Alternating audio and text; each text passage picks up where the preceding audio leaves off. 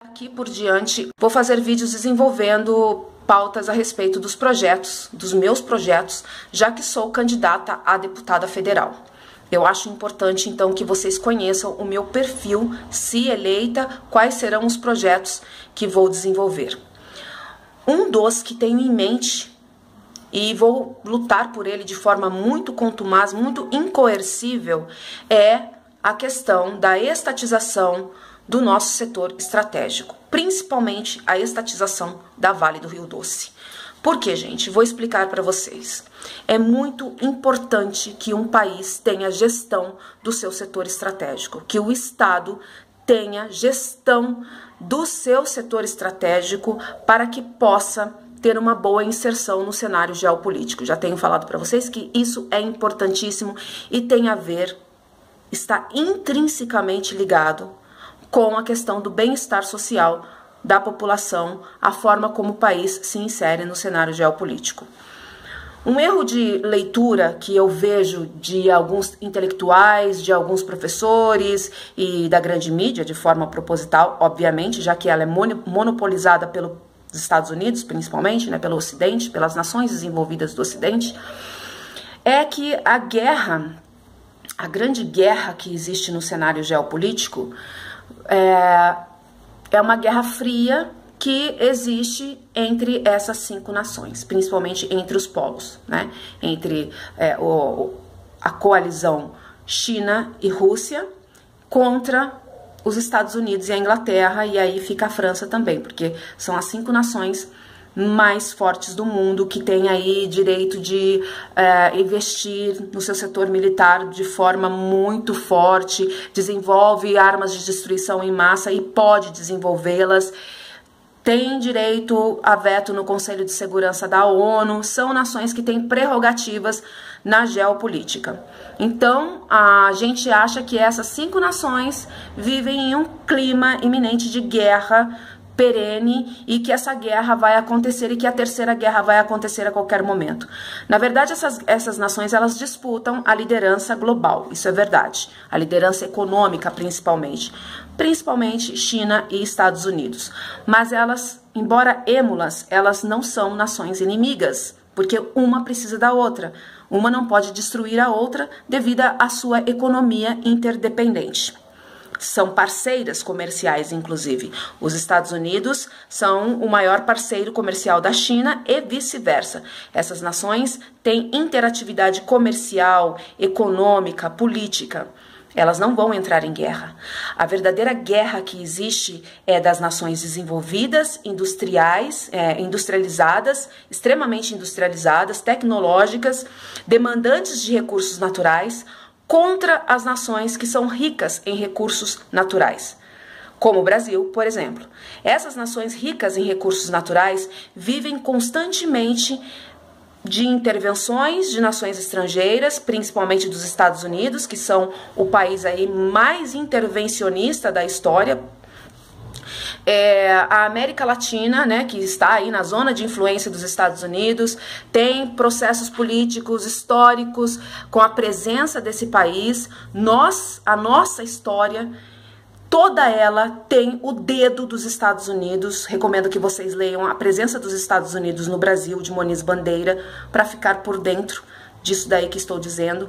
E a grande guerra, então, é por recursos naturais. As nações industrializadas, tecnológicas, ricas, desenvolvidas, contra as nações que são aí exportadoras de commodities, que têm grandes riquezas naturais. E a gente precisa se proteger dessa guerra, porque nós estamos em guerra, é uma guerra silenciosa. No Oriente Médio, a gente vê o hard power dos Estados Unidos. Aqui, na América Latina, na América do Sul, a gente vê o soft power, o poder brando, que envolve a nossa guerra ideológica, que envolve intervenção não física, né? Não é os Estados Unidos, eles não invadem o Brasil, embora já teve aí momentos em que os Estados Unidos disponibilizaram inclusive força militar para invadir o Brasil, como na Operação Blood and Sand. Se você não sabe qual é essa operação, pesquise, porque é um momento da história do Brasil muito importante em que os Estados Unidos aí disponibilizou um contingente marítimo para invadir o Brasil caso o João Goulart resistisse durante o golpe de 64. E tiveram outros momentos também que os Estados Unidos ameaçaram invadir o Brasil fisicamente, militarmente, através do hard power. Mas a nossa história mesmo está perpassada por invasões, por intervenções através do poder brando dessa nação. E não é só a nossa nação, né? Não é só o Brasil. É como eu disse, os países que têm aí recursos naturais, abundantes em recursos naturais. O que aconteceu no Iraque, lá no Oriente Médio, o que aconteceu na Líbia, no norte da África, o que está acontecendo aí na Síria, é a busca, é a guerra por recursos naturais. E a gente precisa se defender. A gente tem que se defender disso. Um livro muito interessante que eu vou indicar para vocês também, que fala a respeito dessa guerra por recursos naturais, é A Trilateral, escrita por Noam Chomsky e por Teotônio dos Santos e mais um terceiro escritor aí que eu me esqueci agora. O Teotônio dos Santos, um grande brasileiro, faleceu recentemente, e economista, escreveu A Trilateral. Noam Chomsky aí, um grande intelectual, né, e que toca em algumas feridas, e lá eles falam sobre essa guerra, que é uma guerra que não é uma guerra nem velada, sabe? Expoentes figuras do cenário político dos Estados Unidos, como o Henry Kissinger, ele diz textualmente que a guerra, na verdade, é contra essas nações que têm recursos naturais indispensáveis para as nações industrializadas. Inclusive, é pauta da Estratégia de Segurança Nacional dos Estados Unidos a busca, conseguir os recursos naturais a qualquer preço, seja de forma militar ou de forma do poder brando, né? Conseguir acesso a esses recursos naturais. Outra intelectual aí, nossa, contemporânea, que está aí na luta, eu tenho grande admiração por ela, é a professora Mônica Bruckmann, que tem, né, especialista nisso, em recursos naturais, e tem tocado também numa ferida, num ponto nevrálgico da questão. Busquem, pesquisem, porque eu tô aqui para fazer isso mesmo, para disseminar conhecimento, não é só para pedir voto. Eu quero que vocês votem em mim, é óbvio, porque eu preciso estar lá para poder lutar, né, apresentar os projetos, enfim, desenvolvê-los, mas eu aqui agora, nesse momento, eu quero que vocês fiquem mais perto da nossa realidade de fato. Porque essa é a realidade do Brasil, essa é a realidade da geopolítica. A grande guerra é por recursos naturais. E é por isso que a gente está vivendo, a gente vive essa merda toda, tantas intervenções ao longo da nossa história, a perda da soberania econômica, a gente vê aí Consenso de Washington, neoliberalismo, a minimização do Estado, uma ideologia, né, entre aspas, de que preconiza, que diz, que defende que um Estado mínimo, que o Estado com nula participação na economia é um Estado que vai permitir o desenvolvimento da nação. Isso tudo, gente, é mentira. O Estado precisa ser forte e ter em mãos o seu setor estratégico, porque senão não tem como você se defender, não tem como você interagir com essas nações demandantes. Interagir de forma a ter contrapartida e não ser um pano de chão, porque o Brasil sequer dita os preços das suas commodities, porque está tudo na mão de estrangeiros. A estatização da Vale do Rio Doce é sine qua non. Tem que lutar muito pela estatização da Vale do Rio Doce, porque o Brasil, ao privatizar a Vale do Rio Doce, e a gente vive aí, né, num clima constante de privatização da nossa Petrobras, ao perder essas empresas, essas estatais, o Brasil perde o conhecimento geológico do seu solo, da sua costa, no caso da Petrobras, da sua costa, da exploração do pré-sal. E é importante que o governo tenha conhecimento disso. O Brasil, o governo brasileiro, não tem conhecimento do seu serviço geológico, porque tudo isso está em mãos, no caso da Vale do Rio Doce, né, do seu solo, está em mãos de estrangeiros, porque a Vale foi privatizada. O Brasil ainda tem conhecimento da exploração do pré-sal, porque a Petrobras é estatal ainda, né, tem aí acionistas acionistas privados, mas ainda é estatal. E eles estão lutando, né, constantemente para convencer a gente de que a Petrobras tem que ser privatizada. Estatização do setor estratégico, e para isso acontecer não será de forma... Pedrinho, para! E para isso acontecer não será de forma tão amigável. A gente precisa ter forças armadas preparada para lutar, preparada para ir para a guerra, já que a grande guerra é a busca de recursos naturais. A gente precisa ter um setor militar muito bem preparado e tem que ter proteção da nossa costa. Não sei se vocês lembram, se não lembram, eu vou aí reavivar a memória de vocês do projeto ProSub. É um dos projetos também que eu quero lutar para que dê continuidade. Ficou pelo caminho após o golpe contra a Dilma Rousseff, após as investigações da Petrobras, da Lava Jato, né, envolvendo a Petrobras e envolvendo a Odebrecht também. O projeto ProSub ficou pelo caminho. O projeto ProSub envolvia a construção de submarino nuclear para tomar conta da nossa Amazônia Azul, que é a costa brasileira riquíssima, pré-sal, né?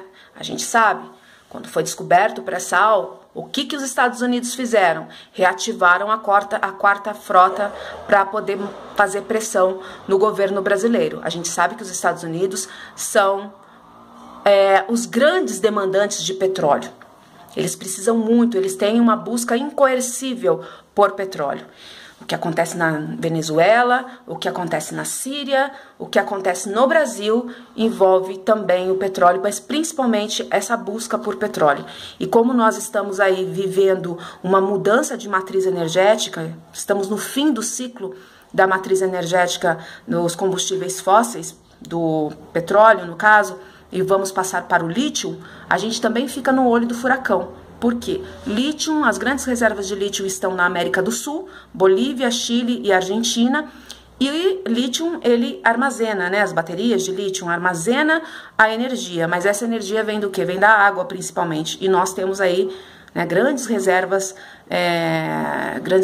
de água e água potável, inclusive. Então, isso tudo é indispensável para o desenvolvimento das nações. E a gente precisa se defender. Se defender de que forma? Tendo o setor estratégico em mãos, lastreando a nossa economia nos recursos naturais, na nossa riqueza de fato.